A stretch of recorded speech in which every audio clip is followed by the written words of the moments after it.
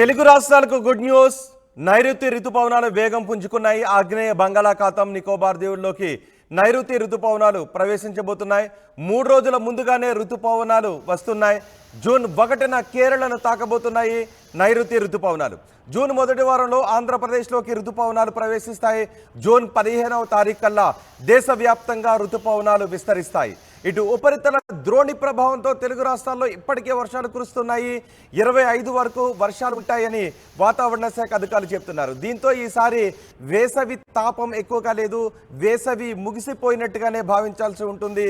22న బంగాళాఖాతంలో అల్పపీడనం ఏర్పడుతుంది.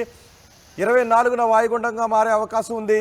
ఆంధ్రప్రదేశ్లోని పలు జిల్లాలలో పిడుగులతో కూడిన వర్షాలు కురుస్తాయి. తెలంగాణలోనూ ఈదురుగాలులతో కూడిన వర్షాలు కురుస్తాయి. ఇప్పటికే ఎల్లో అలర్ట్ జారీ చేసింది వాతావరణ శాఖ. సో ఋతుపవనాల రాక గురించి, తెలుగు రాష్ట్రాల్లో వాతావరణం, వర్షాల ప్రభావం గురించి మరింత సమాచారం మా ప్రతినిధి శివరామకృష్ణ అందిస్తారు.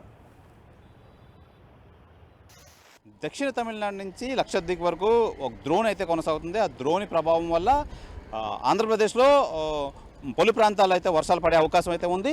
అయితే తెలంగాణ, రాయలసీమ ప్రాంతాల్లో అయితే ఆకాశం అంతా మేఘావృతమై వర్షాలు పడి ఈ వాతావరణం అయితే చల్లగా మారింది. అయితే కోస్తా జిల్లాలో ఉరుములు మెరుపులతో కూడిన వర్షాలతో కురుస్తాయని చెప్పి వాతావరణ శాఖ అయితే అంచనా వేస్తుంది. ఈ నెల 19వ తేదీన అండమాన్ పరిసరాలకు విస్తరించిన ఉన్న నైరుతి రుతుపవనాలు కేరళను ఈ నెల 31న తాకి జూన్ తొలి వారంలో ఏపీలో ప్రవేశించిన రుతుపవనాలు అని చెప్పి వాతావరణ శాఖ అయితే ఇప్పటికే తెలియజేశారు. అయితే 2 రోజుల తర్వాత సాధారణ ఉష్ణోగ్రతలు అయితే అవుతాయి అని చెప్పి విశాఖ వాతావరణ శాఖ అధికారులు అయితే తెలియజేస్తున్నారు. అయితే దీని ప్రభావం వల్ల విశాఖపట్నంలో ఈ ద్రోణి ఏదైతే మనం ద్రోణి అయితే చెప్పుకున్నామో, ఈ ద్రోణి ప్రభావం వల్ల పలు ప్రాంతాలు, ఆంధ్రాలో పలు ప్రాంతాలు అయితే ఈ వర్షాలు కురిసే అవకాశం అయితే ఉంది. అయితే విశాఖపట్నం గురించి వస్తే ఈరోజు వాతావరణం అయితే విశాఖలో అయితే టెంపరేచర్ విషయానికి వస్తే చాలా హైగా ఉంది. అసలు వర్షం కురిసే అవకాశం అయితే లేదు, వర్షాలు అయితే పడే అవకాశం లేదు. ఇక్కడ వాతావరణం అయితే మనం చూడొచ్చు.